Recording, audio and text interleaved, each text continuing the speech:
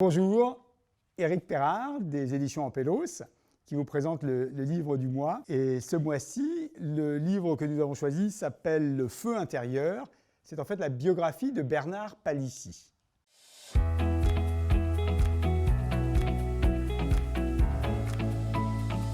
Alors, Bernard Palissy, tout le monde le connaît au moins de nom, puis on a un vague souvenir parce qu'on a souvent vu ça à l'école primaire.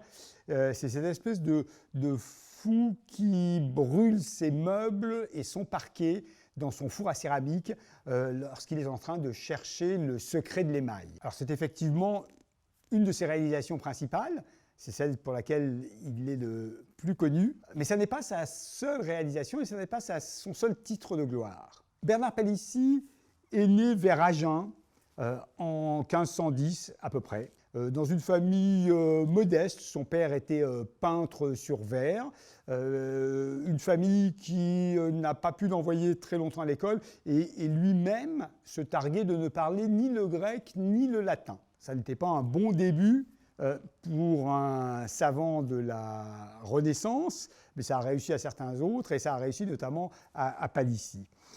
Il apprend le métier de son père, il voyage, il fait son compagnonnage, et puis dans les années 45-46, donc 1545-1546, il se convertit au protestantisme, qui était donc très récent encore en France, et restera protestant convaincu, fervent, toute sa vie. Alors, quel rapport y a-t-il entre cette foi et la découverte de l'émail ?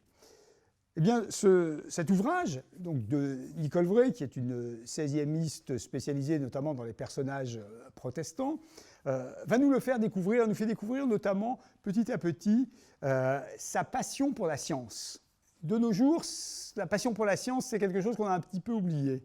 Mais pour Palissy, la science, c'est majeur. Parce qu'il y a vraie science et fausse science, même à la Renaissance. Par exemple, l'opinion communément reconnue par la plupart des érudits de l'époque était que les fossiles étaient en fait des drôles de jeux de la nature. Palissy, lui, a eu l'intuition qu'en fait, c'était des restes d'animaux calcifiés. Et cette intuition, il l'a tirée de deux de ses points d'intérêt différents. Le premier qui est l'étude de la nature pour faire ces émaux qui sont en général des plats, des assiettes ou des aiguières déguisées avec des petits animaux, serpents, grenouilles, escargots, etc. Donc l'étude de la nature, où il a vu les formes animales, il a vu leur évolution. Et puis de l'autre côté, l'hydrologie, qui est une science à laquelle il s'est beaucoup intéressé, parce qu'il s'est intéressé à tout ce qui pouvait toucher aux sciences de la poterie.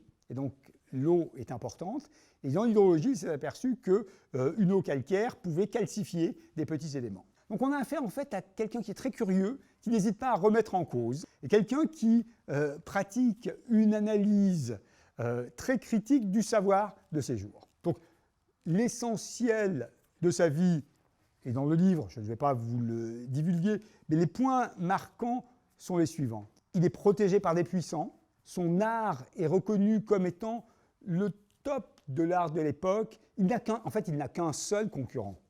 Il n'y a qu'un seul concurrent qui est quand même un peu mieux en cours que lui, qui arrivera un tout petit peu plus tard, qui est Léonard de Vinci, lequel Léonard a la chance de ne pas être protestant. Notre ami Palissy est protestant et protégé. Il peut bénéficier de la protection des grands nobles de la cour pour lesquels il travaille, ce qui le sauvera par exemple de la Saint-Barthélemy. Il le sauvera temporairement puisqu'on lui demande de s'exiler. Il s'exile. Il va à Sedan, il revient finalement à Paris, où sont ses protecteurs, où sont ses clients, où est sa famille.